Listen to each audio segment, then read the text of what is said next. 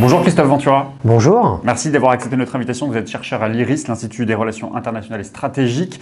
Vous connaissez bien l'Amérique latine, c'est d'ailleurs pour ça qu'on vous a invité. Il se passe beaucoup de choses en ce moment en Amérique latine, donc on va essayer de faire un tour d'horizon de l'Amérique latine. Il y a bien sûr le Chili d'abord. Le mouvement ne faiblit pas. Après le recours à l'armée, les morts des manifestants, Sebastián Piñera avait renoncé à son couvre-feu et annoncé des mesures sociales. Visiblement, ça ne suffit pas. Les mobilisations continuent. Qu'est-ce qui se passe au Chili ? Il y a une lame de fond en fait qui désormais est lancée. Personne ne sait bien où elle va s'arrêter, y compris d'ailleurs les acteurs eux-mêmes. C'est caractéristique des mouvements actuels de ces révoltes sociales mondiales qu'on voit un peu partout. Et ça va être quelque chose qu'il va falloir suivre parce qu'à mon avis, ça va durer assez longtemps sous des formes, ça peut prendre des formes différentes. Mais pour faire un résumé de la situation, effectivement, le bilan est quand même assez lourd de la répression de ce mouvement. On sait qu'il y a une quinzaine de morts, il y a plus de 3500 personnes qui ont été arrêtées, il y a plus de 1100 personnes qui ont été blessées, certaines par balle. On déplore aussi des viols par les militaires dans plusieurs endroits du pays. Enfin, le bilan est quand même très lourd et effectivement renvoie dans l'imaginaire chilien aux plus sombres heures du pays des années 70 avec Pinochet. Et en même temps, il y a quelque chose de nouveau, c'est précisément la puissance de ce mouvement parce que jamais un mouvement social n'a eu cette force au Chili. Le 25 octobre dernier, 1,2 million personnes dans les rues de Santiago pour exiger à la fois toute une révolution sociale finalement et puis des mesures radicales pour un mouvement qui a démarré le 4 octobre, 3 semaines plus tard, encore le 29 octobre il y avait Santiago qui était mobilisé, etc. Donc la réponse du gouvernement, ça a été quoi ? Ça a été un peu à la Emmanuel Macron, je crois qu'il s'est beaucoup inspiré d'Emmanuel Macron pour essayer de gérer cette crise. C'est à la fois la carotte et le bâton, c'est-à-dire en même temps un peu à l'instar des Gilets jaunes, des annonces sur des mesures sociales à venir qui sont réelles, une revalorisation significative des pensions de retraite les plus basses, la promesse d'augmenter le salaire minimum, ça il va falloir voir parce que c'est pas encore fait à l'heure où on se parle, la réduction du coût de la vie politique, des salaires, etc. Le gel de toutes les hausses d'électricité, la suspension de la mesure qui a tout déclenché, etc. Et puis en même temps, une répression, c'est-à-dire de la répression du mouvement. Et on va voir dans les prochaines semaines comment tout ça évolue, puisque M. Piñera va jouer à la fois sur certainement l'envie d'ordre qui peut régner dans une partie de la population, dans la bourgeoisie chilienne, dans ses classes moyennes supérieures.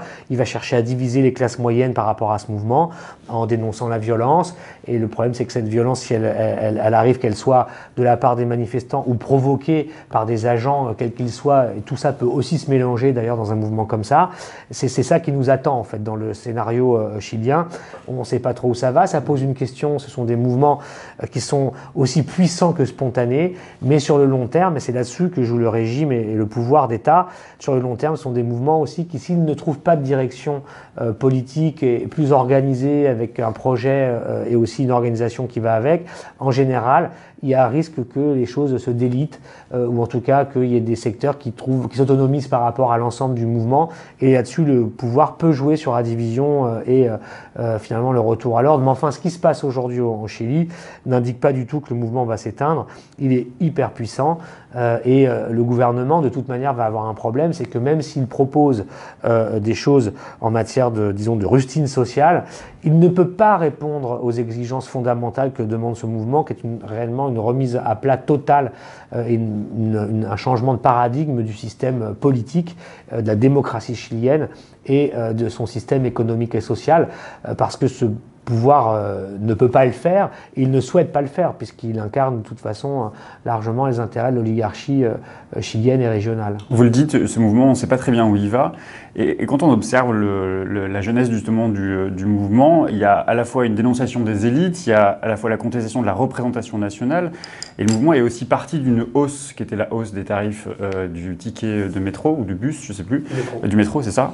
Est-ce que ça ne ressemble pas un peu aux formes de mobilisation qu'on a pu connaître en Italie, qui est partie sur un mouvement de contestation fiscale, puis une contestation des élites et de la représentation nationale? Ça s'est passé à peu près de la même manière au Brésil. En France, les Gilets jaunes, c'est un peu les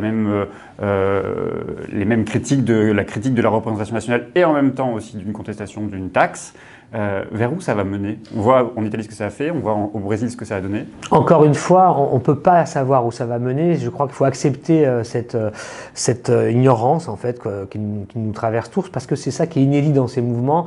Ce sont des mouvements de notre époque, de ce premier quart du XXIe siècle, qui ne correspondent pas du tout aux critères qu'on a pu connaître dans les décennies passées, qui sont des mouvements, encore une fois, qui sont d'abord des mouvements de réaction par rapport à une situation insupportable de plus en plus du point de vue économique et social. Donc il faut comprendre qu'au départ de ces mouvements, il y a surtout, une réaction par rapport à une situation économique et sociale qui ne fait que se détériorer, où les gens finalement se sentent dépossédés de tout, de leurs conditions matérielles d'existence, de leurs droits économiques et sociaux, et puis à un moment donné, ils font aussi le lien avec leurs droits politiques, leurs droits démocratiques, le fait qu'ils sont dépossédés par une classe dirigeante au service d'intérêts financiers, au service d'eux-mêmes, et d'ailleurs les deux se fondant finalement, et c'est ça qui est derrière la revendication et le rejet de la corruption. Quand dans tous ces mouvements on voit le rejet de la corruption, cette corruption, ça veut dire quoi? Ça veut dire l'identification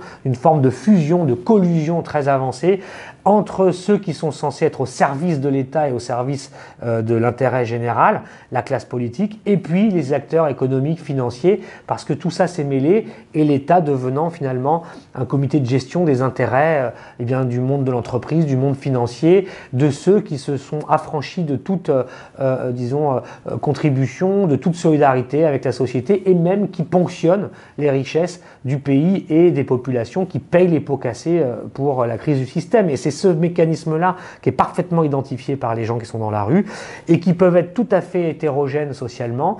Il n'y a pas de logique, organiquement sociologique dans les mobilisations. Sociologiquement, du point de vue de froid, oui, parce que ce sont les gens qui sont frappés par, la gestion de la crise du néolibéralisme par ses propres agents, pour le dire comme ça. Ils sont frappés par ça, ce sont les classes populaires, les classes moyennes, qui se voient précarisées, déclassées, les classes populaires, elles, directement rajetées dans la trappe de la pauvreté, etc., etc.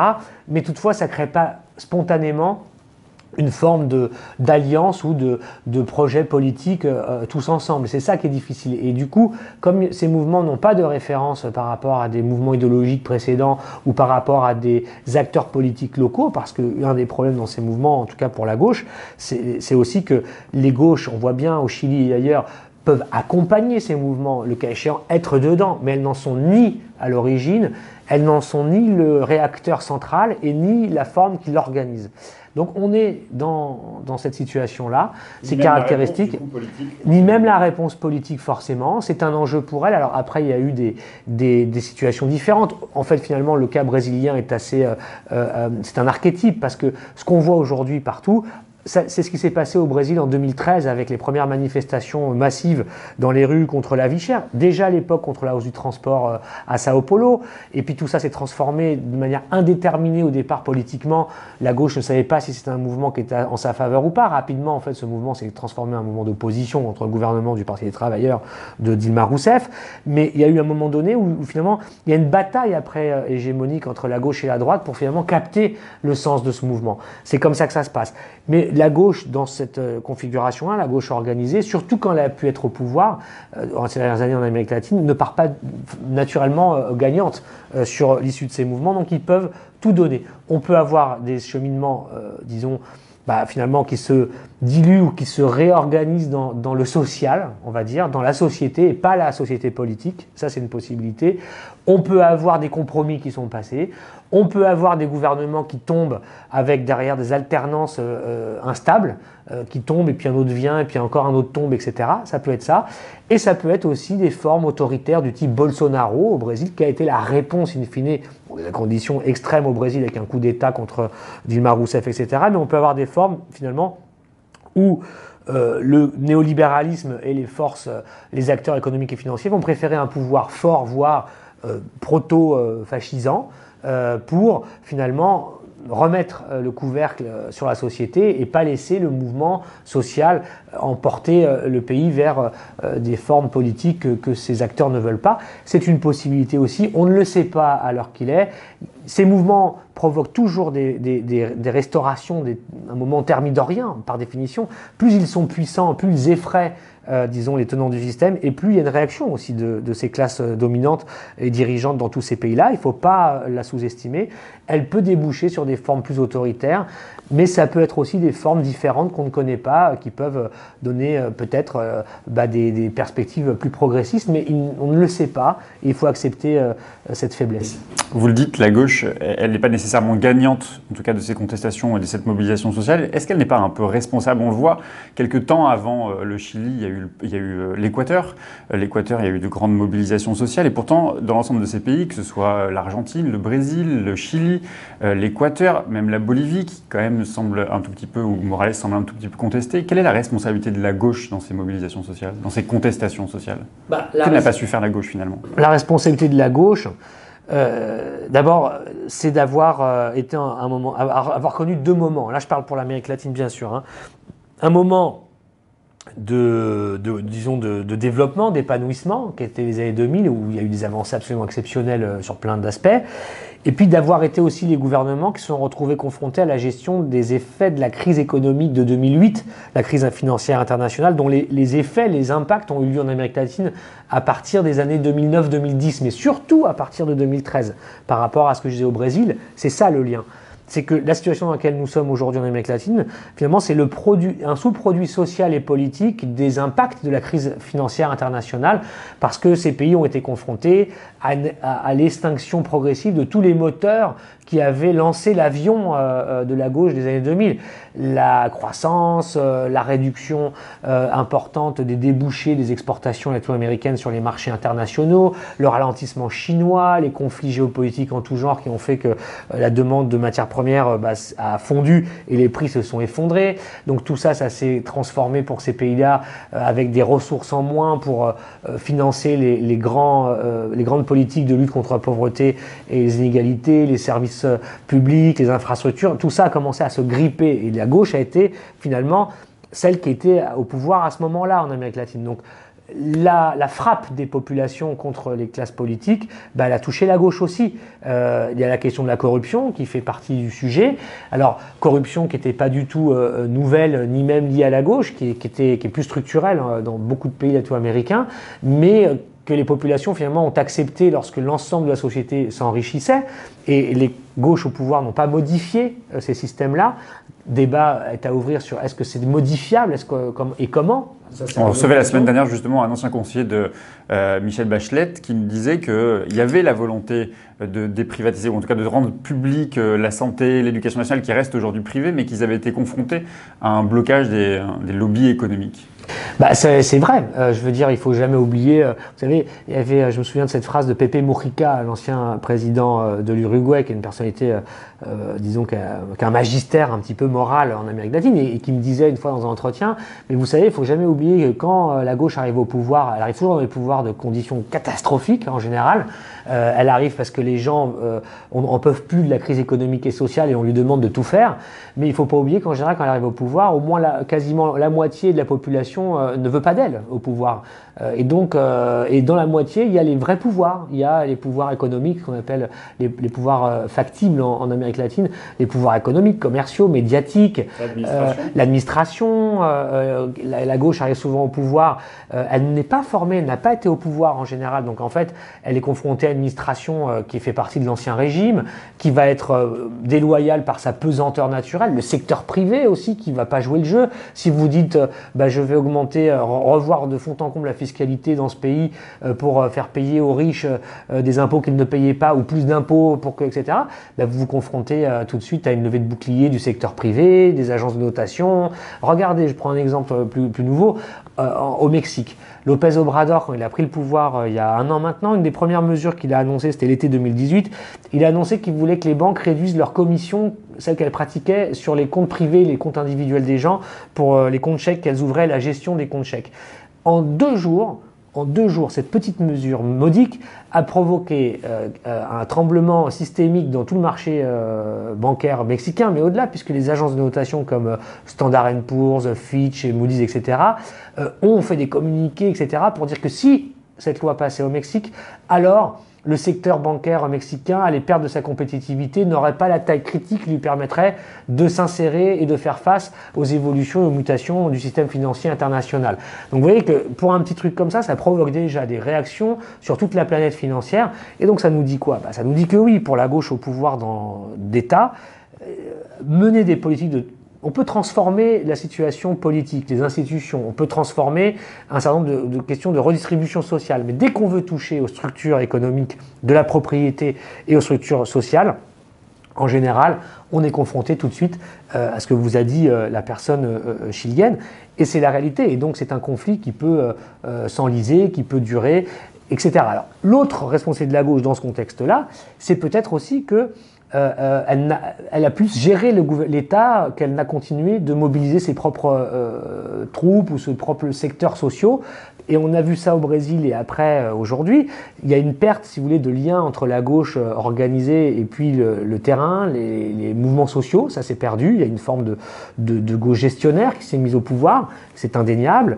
Et puis, il y a aussi le fait, autre dernier problème, parce qu'on peut juste le citer, et on voit bien qu'aujourd'hui, c'est ça la difficulté de la gauche dans les mouvements actuels, c'est par rapport aux classes moyennes. Puisque les classes moyennes qu'elles ont engendrées, les gauches au pouvoir, parce qu'elles ont engendré des classes moyennes, en tout cas consommatrices, qui sont sorties de leur pauvreté pour se retrouver dans des problématiques plus de classes moyennes, avec des envies de mobilité sociale ascendante pour eux et leurs enfants, etc.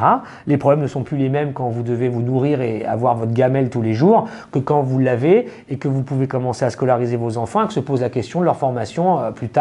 Vous n'êtes plus dans la même problématique. Mais la gauche qui arrive au pouvoir, en fait, finalement, elle a produit une classe moyenne assez conforme aux exigences de l'idéologie libérale, en réalité. Donc, aujourd'hui, ces gens-là se retournent contre la main qui les a nourris. C'est ça qui est en train de se passer. Et donc, ces classes moyennes qu'on voit dans la rue ne sont pas particulièrement porteuses d'un imaginaire ou d'un désir de société différent que celui de la société libérale. La gauche n'a pas proposé d'alternative finalement à ces classes moyennes-là, qu'elle a fait croître dans ces conditions-là. Et ces classes moyennes aujourd'hui se retrouvent confrontées à la crise du libéralisme et à la part de rêve de ce système qui est parti en fumée. Et donc, elle est en colère, cette classe moyenne, mais elle n'est pas forcément de gauche. Est-ce que c'est ça qui est en train de se passer justement en Bolivie? Il en est à son 4e mandat, Evo Morales, qui a été un président particulièrement, je crois, aimé, apprécié, et pour ce qu'il a fait à la Bolivie, et justement pour avoir favorisé cette émergence d'une classe moyenne. On voit aujourd'hui quand même que le pays est quand même divisé, son élection a été quand même largement contestée. Qu'est-ce qui se passe là aussi en Bolivie? C'est le mandat de trop pour Evo Morales? Alors, je crois qu'en Bolivie, c'est pas le même sujet qu'au Chili, en Équateur ou en Haïti. Ce qu'on s'est dit avant, c'est surtout pour ces trois pays-là, Chili, Équateur, Haïti. Je rangerais peut-être même l'Argentine, dont la conclusion, justement, autre scénario, voilà, est une issue politique dans le cadre institutionnel. On en parlera plus tard. Dans la Bolivie, c'est encore autre chose. Le sujet en Bolivie, c'est une question d'hyperpolarisation politique. C'est pas tellement sur les questions économiques et sociales que les faits dont nous parlons se sont développés. Pas du tout. Là-dessus, au contraire, en Bolivie, justement, c'est un des endroits où ça n'a pas eu lieu. C'est-à-dire le phénomène qu'on dit, il y a plutôt, disons, une forme de satisfaction globale de la population par rapport à ses conditions de vie, etc. Finalement, le gouvernement d'Evo Morales a plutôt bien géré, au sens, j'ai envie de dire, orthodoxe du terme, l'économie du pays, etc. Donc, c'est pas ça. La question en Bolivie, c'est plutôt une hyperpolarisation. C'est plus comme au Venezuela, j'ai envie de dire, dans une forme de basse intensité.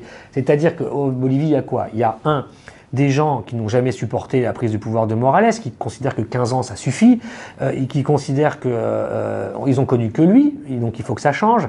Il y a l'usure du pouvoir, encore une fois inhérent à une expérience comme celle-là, qui joue là-dedans. Il y a le fait qu'il y a aussi des traces qui ont été laissées par des épisodes précédents, avec l'affaire du tribunal suprême, de la Cour suprême, finalement, qui est revenue sur le résultat du référendum.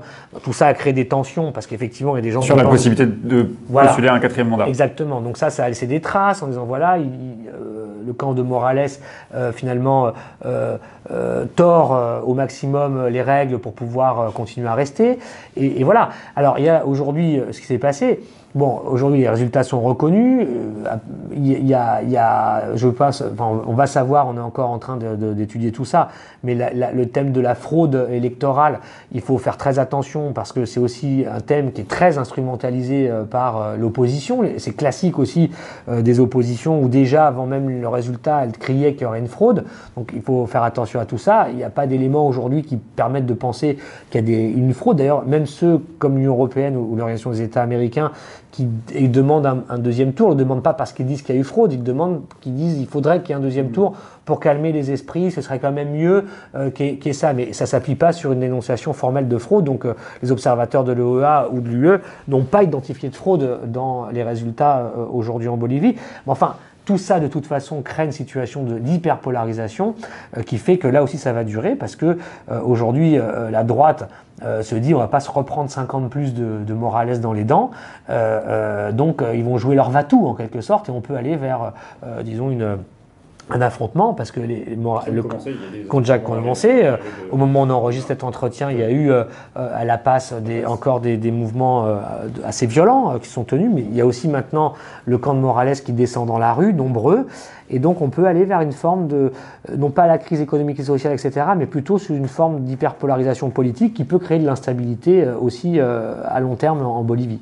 Un mot quand même sur l'Argentine, justement, c'est le candidat Alberto Fernandez qui a été élu. L'Argentine est menacée de défaut de paiement. Que peut le candidat, enfin en tout cas le président péroniste? Alors le nouveau président Alberto Fernandez, d'abord il faut bien comprendre qu'il a eu un programme tout le long qui était un programme qui n'a jamais été triomphaliste. C'est pas du tout un programme qui propose pour le coup une révolution en Argentine ou oui, il est plutôt classé centre-gauche. Oui, alors. On dit péroniste, d'ailleurs, est-ce qu'on peut dire, est-ce que le péronisme est plutôt de gauche, de droite? C'est compliqué parce qu'il y a à la fois nationaliste et populiste, le péronisme. Alors, le péronisme est unique au monde. Alors, non, il y a peut-être le Venezuela avec le chavisme qui est un second péroniste, c'est une possibilité, mais il n'y a rien qui ressemble au péronisme dans le monde, c'est très difficile à appréhender. Alors, en fait, la question, c'est que au sein du péronisme, il y a une gauche et une droite. C'est plutôt comme ça que la question se pose. Le péronisme est un mouvement qui se définit comme étant un mouvement national populaire, à l'origine par le général Juan Perón, qui a absorbé toute la société politique et une majorité d'Argentins en son sein.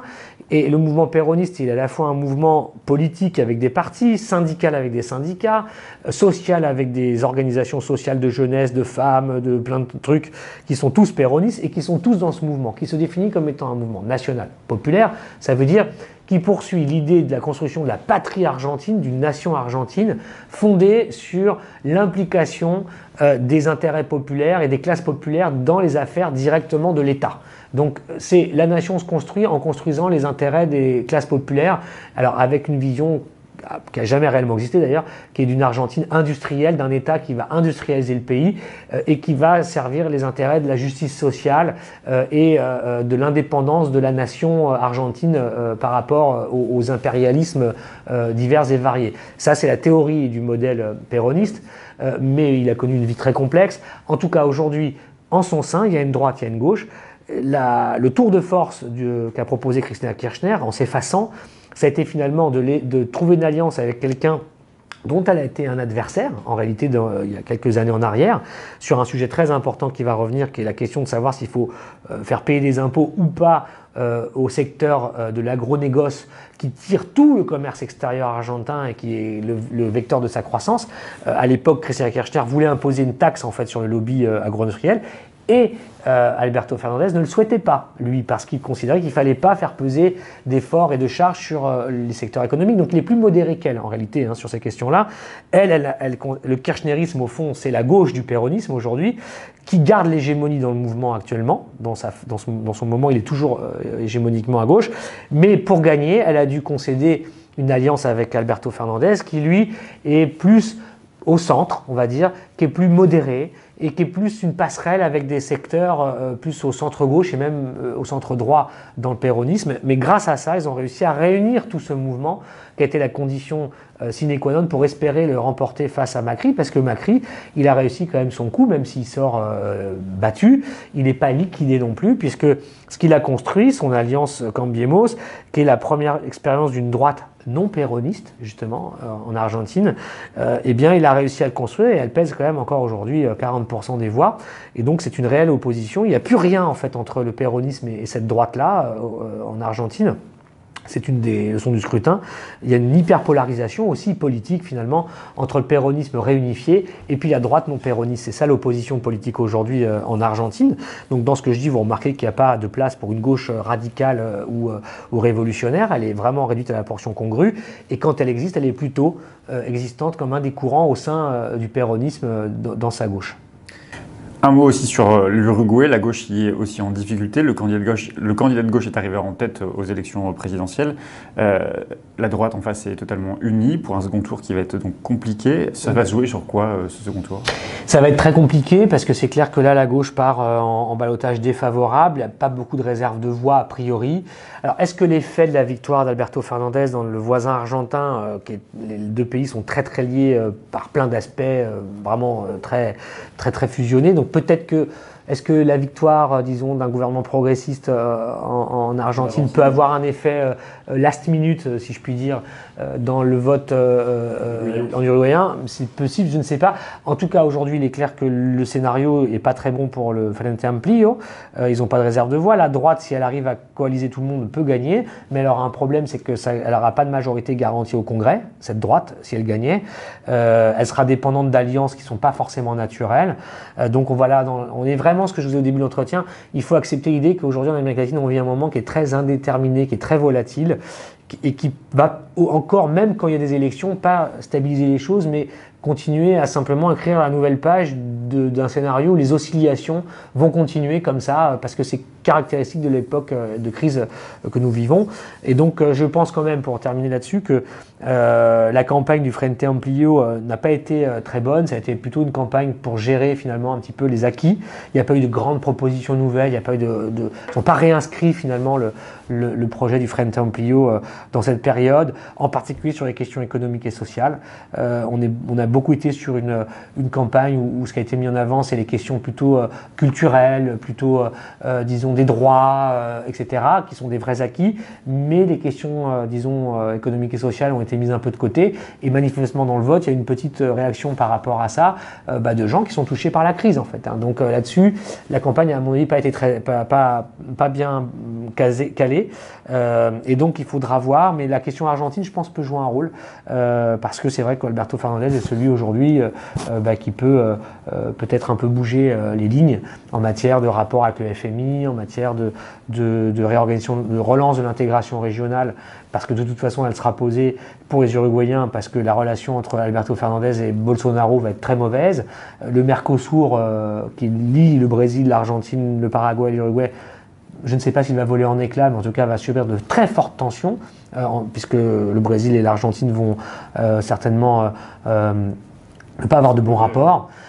Et donc tout ça pour l'Uruguay, c'est des choses qui vont être importantes. Donc peut-être que ça peut jouer dans le vote qui va se dérouler, mais c'est une hypothèse. Quelle est la place justement des États-Unis? Vous parlez du Mercosur justement. Quelle est la place des États-Unis aujourd'hui justement sur ces accords et sur ces dissensions qui pourraient du coup exister au sein de l'Amérique latine?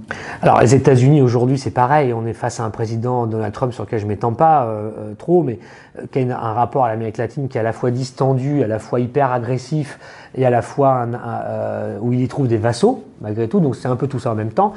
Pour Trump, l'Amérique latine, c'est surtout le Venezuela, Cuba et le Mexique. C'est ça les trois sujets. Le reste, c'est un peu plus secondaire. Ce qui intéresse Trump en Amérique latine, c'est le Brésil de Bolsonaro et ses ressources naturelles. Parce que Bolsonaro a beau lui faire un jeu de claquettes sur le thème je suis le garant de la souveraineté brésilienne face aux Européens qui veulent nous manger l'Amazonie. Dans le même temps, il a déjà signé des contrats pour ouvrir cette Amazonie aux multinationales américaines. Donc il a quand même un anti-impérialisme à géométrie très variable, Bolsonaro. Donc voilà. Alors Trump est toujours insaisissable et puis pareil, assez erratique.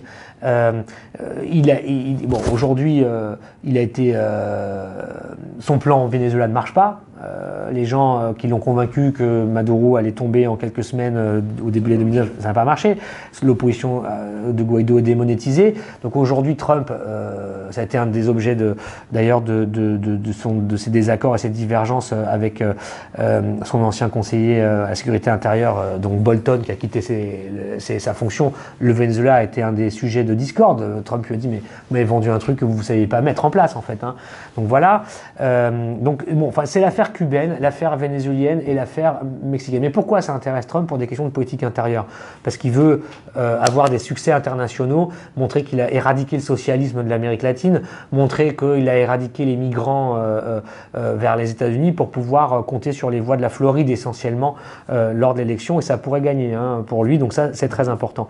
Ensuite, en Amérique latine, je crois que les classes dirigeantes latino-américaines, les oligarchies sont très déstabilisées par Trump parce qu'elles ne savent pas comment manœuvrer avec lui, et donc ils sont à la fois dans une espèce de rapport de rechercher l'amitié de Trump, de s'y soumettre, et en même temps, comme ils se prennent des coups sur la tête, ils cherchent quand même à pas couper les ponts à d'autres diversifications. Je prends l'exemple de Bolsonaro parce que c'est le plus parlant. À la fois, il fait des courbettes devant Trump, mais en fait, il était ces jours-ci en Chine parce qu'il peut pas se couper de la Chine, dont il a dit pourtant le plus grand mal.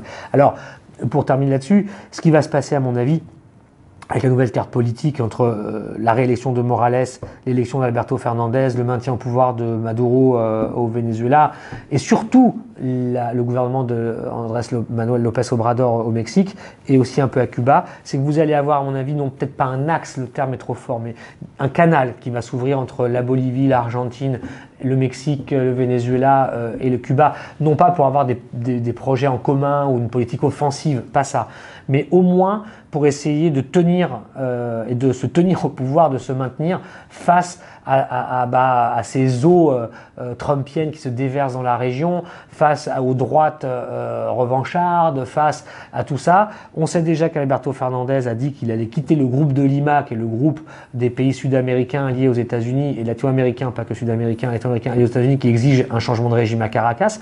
L'Argentine va le quitter, c'est énorme. Donc on va avoir une reconfiguration des alliances, on va avoir certainement des liens qui vont se développer de manière inédite entre Buenos Aires et Mexico. On sait qu'il y a des volontés de se connaître entre Alberto Fernandez, ses équipes, et celles de López Obrador. On va chercher des coopérations, des liens qui peuvent, dans le contexte complexe dans lequel on est en Amérique latine, eh bien, non pas créer une sorte, encore une fois, d'axe qui irait très beaucoup de l'avant, mais en tout cas des liens qui permettent à ces pays d'échapper, disons, à l'étouffoir Trump au nord, et puis à la fois de ne pas permettre non plus que l'Amérique latine vole en éclats sous les tensions de la crise vénézuélienne, cubaine, etc., pour au contraire chercher du multilatéralisme minimal, des solutions par des négociations et non pas par le bâton, que ce soit l'américain ou le bolsonarien ou d'autres, mais plutôt de tenter de chercher à rouvrir des espaces de dialogue politique dans la région pour que la région règle ses problèmes, parce qu'elle en a, quand bien même ces pays comme l'Argentine ou le Mexique ne sont pas pro-maduriens dans un cas, mais en tout cas considèrent que ces problèmes-là doivent se régler par des solutions politiques et non pas par de l'huile qu'on jette sur le feu qui pourrait qui pourrait déboucher sur des guerres civiles aux conséquences, incommensurables dans la région. Donc c'est plutôt ça qui risque de se passer, et de ce point de vue-là, c'est donc quand même des petits pas, mais c'est quand même une consolidation aussi de nouvelles ères progressiste dans une Amérique latine qui avait vu ces dernières années, une restauration de droite assez hostile pour les mouvements populaires et pour le reste des gouvernements. Donc ça va plutôt dans un sens de renforcement, mais avec des difficultés qui montrent que ces pays-là ne vont pas gouverner comme ils ont gouverné dans les années 2000. J'ai une dernière question, Christophe Ventura, très rapidement. Le nouveau président argentin a d'ailleurs demandé la libération de Lula. Qu'est-ce qu'on sait des conditions de libération au Brésil de Lula? Alors, je vais répondre, mais juste, vous savez que Bolsonaro n'a pas félicité la victoire de Alberto Fernandez, ce qui diplomatiquement est quelque chose de très violent et d'assez inédit. Il n'a pas félicité Alberto Fernandez, au contraire, il a dit qu'ils avaient choisi le mauvais président. Donc c'est pour continuer un peu sur ce que je vous disais précédemment. Alberto Fernandez, lui, a effectivement remercié Lula, qui l'a félicité depuis sa prison, ou comme Dilma Rousseff qui l'a fait, en disant qu'il remerciait ce héros de la gauche qui était injustement prisonniers au Brésil. Et c'est ça qui a fait réagir Bolsonaro en disant mais comment ose-t-il soutenir un président corrompu en prison, etc. Bon, ça c'est pour, disons, l'écume des choses. L'affaire est très complexe, parce que Lula est en prison pour 12 ans et demi sur une affaire. Il en a 6 autres qui l'attendent au cas où celle-là s'arrêterait, il faut quand même le savoir, donc l'acharnement est très lourd. Alors, il y a tout un parcours judiciaire qui est fait d'appels, de recours, etc., dans lesquels est toujours l'ancien président brésilien. En fait, en quelque sorte, pour résumer, il attend, en cours d'appel, disons, l'ultime recours qui lui permettrait de sortir. Mais déjà, aujourd'hui, à l'heure où on se parle, tout un tas de procédures ont eu lieu pour qu'à la fin, la Cour suprême considère que Lula est libérable, mais pas sur le fond. Sur la forme, sur des histoires de procédures, de non-respect du droit de la défense. C'est-à-dire que là, il pourrait sortir de prison, mais il ne le souhaite pas. Il le souhaite pas, ouais. Voilà, parce que lui, sa ligne, qui est une ligne politique, c'est de dire « je sortirai de prison lorsque mon innocence aura été prouvée aux yeux du monde. Je ne veux pas sortir parce que je bénéficie d'une possibilité de le faire et lié à un vice de procédure ou un non-respect de ma défense. » C'est grave, bien sûr, c'est grave. Mais je ne veux pas sortir pour ça, voilà ce que dit Lula. Je ne veux pas profiter de ça. Je reste en prison, je veux que mon innocence soit déclarée et admise par la justice de mon pays parce que je crois à la justice de mon pays et je pense que la justice de mon pays finira par admettre que j'étais innocent. C'est ça son discours. Je ne sais pas si c'est ce qui va se passer, j'en sais rien, je ne suis pas forcément personnellement sûr que c'est ce qui va se passer, parce qu'il y a quand même une question qui est posée, c'est pourquoi avoir fait tout ça pour le mettre en prison si c'est pour le libérer. Bon, je ne sais pas, en même temps ils peuvent se dire qu'il va vieillir, qu'il ne se représentera plus, bon, j'en sais rien. Mais en tout cas, voilà la ligne de Lula. Donc il y a à la fois un agenda juridique et judiciaire pour lui, qu'il politise en montrant et en démontrant toutes les entraves, tout ce qui n'a pas marché, toutes les entorses qui ont dû être commises pour pouvoir le mettre en prison à travers les agissements du juge Moro. Bon, tout ça, c'est quelque chose qu'on va continuer à découvrir. Mais en tout cas, lui, il veut sa libération sur le fond. Aujourd'hui, la libération de Lula n'est pas à l'ordre du jour. Il ne sortira pas de prison immédiatement. En tout cas, on n'en voit pas les signes. Mais c'est un prisonnier évidemment gênant pour une justice aujourd'hui qui est à la fois aux ordres parce que elle est affidée ne serait-ce que par la justice de Moro, parce qu'aujourd'hui au Brésil, on a un dysfonctionnement judiciaire où finalement l'indépendance de cette institution n'est plus du tout réelle. Au contraire, on a eu avec Lula un mélange des genres entre le judiciaire, le policier, le médiatique et le politique, ce qui n'est pas le fonctionnement normal de la justice brésilienne. Et l'affaire Lula a été une espèce de truc qui a commuté, connecté toutes ces choses-là en la personne de Sergio Moro. Donc il ne va pas sortir aujourd'hui.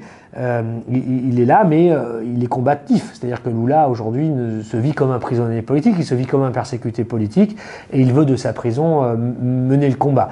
Toute la question, c'est est-ce que ce faisant, ça va permettre quand même une régénération de la gauche brésilienne? Est-ce que la gauche brésilienne va pouvoir, disons, écrire un nouveau chapitre de son histoire avec Lula en prison? Ou est-ce qu'elle va attendre que Lula sorte pour le récupérer comme leader de la gauche? Ça, on ne le sait pas, c'est la question qui est ouverte aujourd'hui. Merci beaucoup Christophe Ventura. Merci.